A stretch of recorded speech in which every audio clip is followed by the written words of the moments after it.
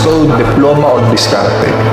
Unang-una, wala akong masyadong bilib sa sistema ng pag-aaral dito sa Pilipinas. Kasi karamihan ng na-experience ko sa journey on how to have a successful life, wala ako halos nagamit masyado. I wanna talk to all the young ones out there. At sa lahat ng nakapanood ng video ko from Franklin Mianos podcast, kung saan tinanong niya ako doon, sa aking palagay, diploma ba o diskarte?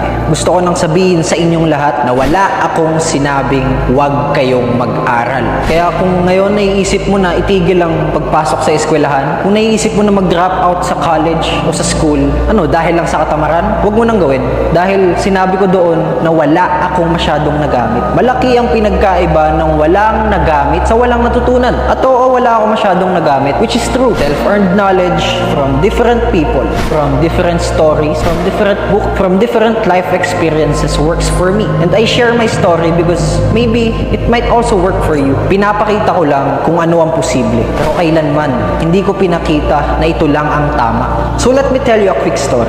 Nung tinayo ko ang negosyo ko, nag-aaral pa ako.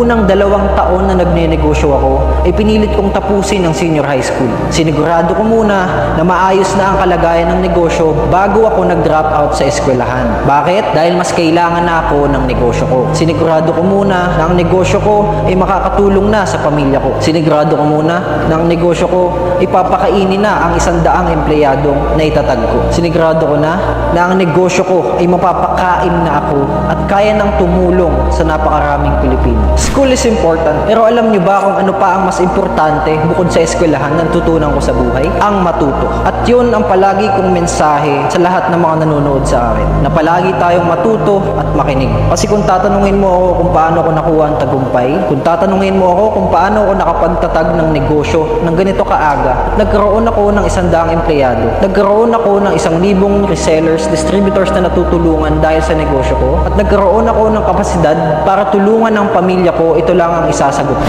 Ito ay dahil natuto akong makinig, natuto akong mag-aral, at nung natuto na akong mag-aral, natuto na din akong maging matalino. At nung natuto akong maging matalino sa buhay, sinamahan ko na ito ng sariling diskarte para makaabante sa buhay. At ginawa ko ang lahat ng yan dahil ang pamilya ko ay nangangailangan at kailangan ko silang tulungan. At yan ang tinatanggal at binubura sa maikling videos na napapanood nyo. Alam nyo, kahit ano pang positibong mensahe ang sabihin mo dito sa mundo, they can get it twisted. Those little tweaks on those videos can portray a different context, and it might be very confusing or negative.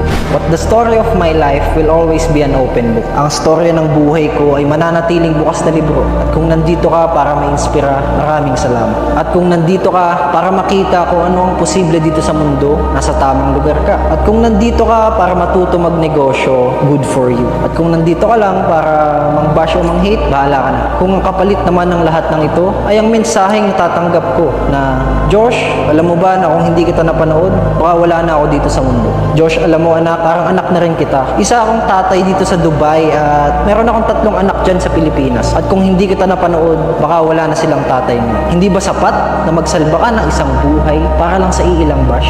Mas pipiliin ko ng mang-inspira at makapagbigay ng pag-asa sa ibang tao kaysa manahimik at walang matulungan. I'd rather be bashed and save a life than be praised and help no one.